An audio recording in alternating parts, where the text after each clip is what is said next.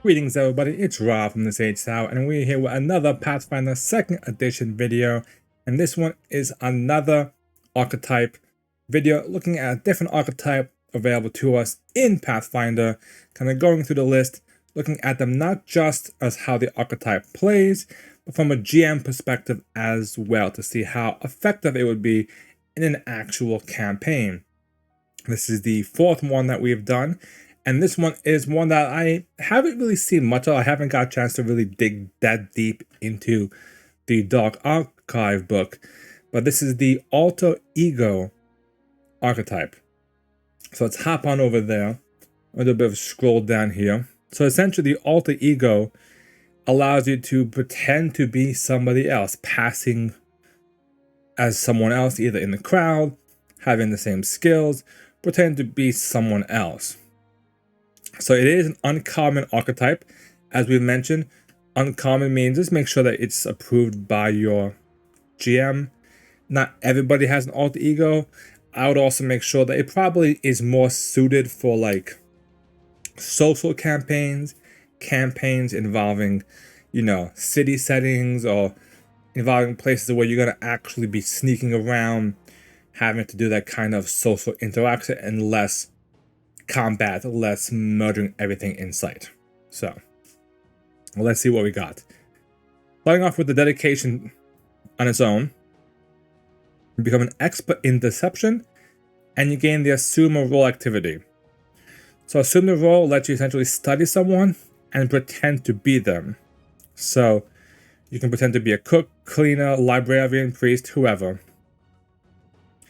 Now it's a role, it's never a specific individual. That's important to keep in mind.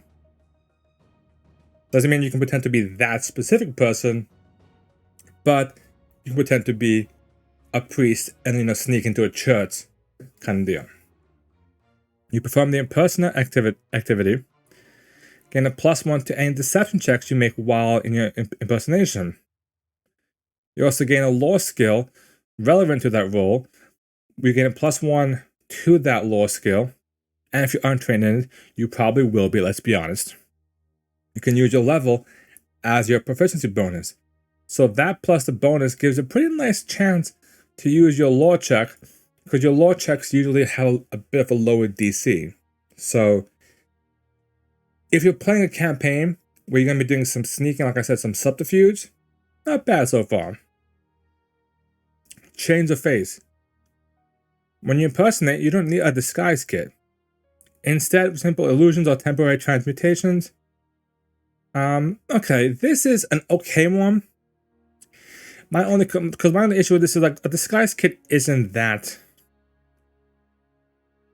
like, it's not that much, so you're not really saving much, in my opinion. It's not even that heavy. So like, the only thing I can think of is it makes you an occult trait, but like other than that, like, it's more of a magical disguise than a physical disguise, but not the greatest one in my opinion. That one doesn't really give you too much.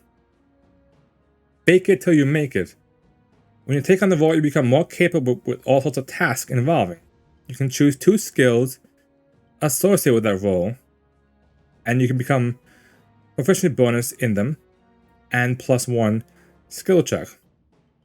Okay, so this one will kind of builds on your assume a role. You get a lore skill for this one, and this one gives you 2 additional skills. So say you are impersonating a priest, you may want to, be good at religion. You may want to be good at diplomacy or something. Maybe you're talking to a crowd or something. So having those 2 skills associated with it and having a bonus for them, that makes sense. So that one's not bad. Giving 2 skills depending on your class. So right now, none of these, except obviously it uses impersonate and uses like deception stuff.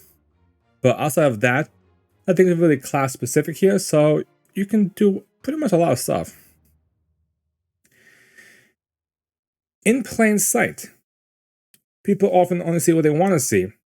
When you assume a role, you can use deception in place of stealth. Now, that's not bad. Again, this is a good one depending on your class. If you're a dex-based class and you want to use stealth, probably don't need in plain sight.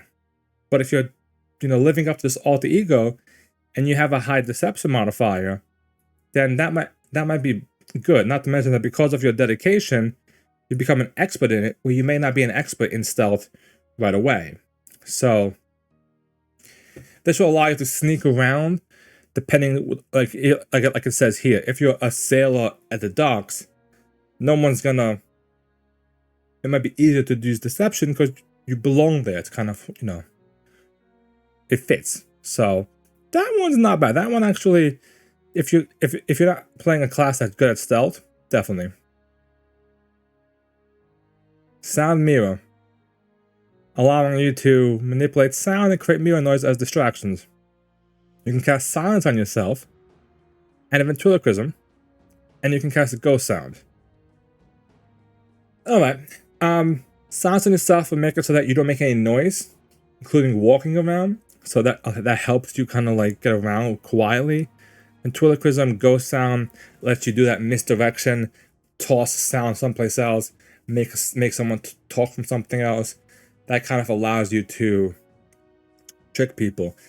Depending on the situation, this could be a good one. Again, it's going to come down to, are you more blending in as a normal person? Or are you trying to sneak around as someone, but then having some of these like additional abilities to make yourself super sneaky? Muscle mimicry. An enemy makes a successful disarm, escape, grapple, shove, or trip attempt. Master in deception and trained in athletics. Alright. Pretty much as a reaction you get to do, you study the person and get a +1 or a +2 on your next check if you do the same thing they did.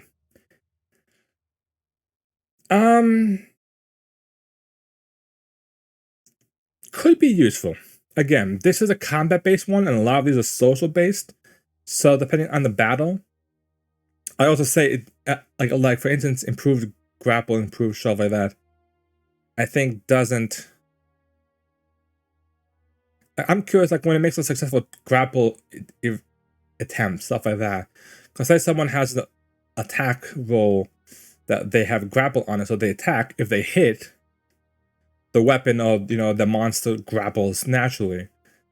Then does that count as a success? Do you get +1 to grapple back? So it has its uses, but I wouldn't take this one at level 7. I would wait and see. And if you run into a bunch of enemies that like to grapple or disarm or shove, something like that, then maybe pick it up. Usually a lot of enemies have a similar vein of things they like to do. Once you identify that vein, then you can kind of build around it. Swap reflections. You send your own reflection to forcibly place it with the reflection of an enemy, pulling each of you through opposite ends. The enemy must be within 120 feet. You must both be adjacent to reflective surfaces, glass, mirrors, or calm water, and you must be able to see the reflection. They make a will save. On a success, you swap positions and arrive adjacent to your target. Target gets to pick. Failure, you swap, you get to pick. Critical failure, you swap positions, target becomes trapped in their reflection. This is a really cool ability. My issue with this ability is twofold. One, it has incapacitation as a trait. As a level 8 feet, that means the highest you can hit with it is a level 15 to 16 enemy. At that point, anything higher than that won't be caught by the reflection. 2, it requires the reflective surface. This is a very weird one. This is a very specific glass, mirrors, or calm water. Again, it's not a common material in a lot of places. And because it's not a common thing to walk into a room full of mirrors, you may have this ability that never gets used, on top of the fact that you only have 7, 8 levels to actually use it. So it's really cool, but I don't think it has much actual practical use to it. And the last one is borrow memories. Knowing how someone thinks makes it much easier to know where they'll be. You can cast Mind Probe on someone.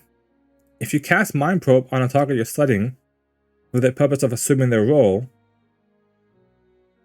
you can delay the spell from coming into effect until you assume the role.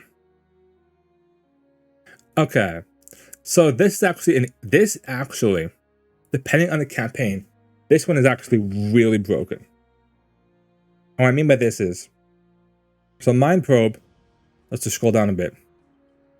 So Mind Probe lets you ask a question, and you get a question, and you can learn the answer from it. The reason why I say this is, if you're assuming a role of somebody, it allows you to essentially ask 10 questions from that person as you're pretending to be someone like that person.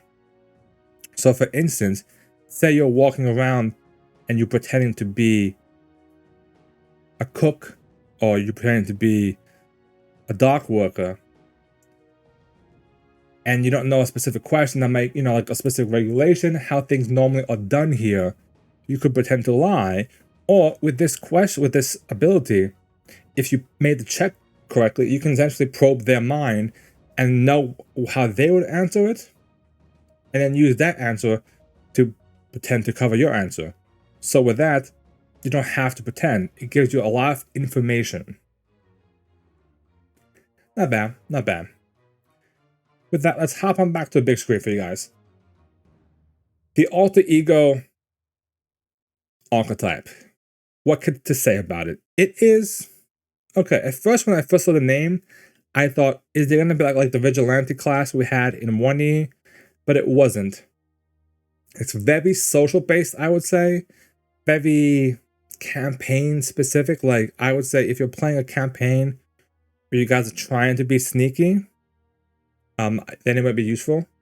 The other downside I have to this archetype is I don't think it's a really group-friendly archetype.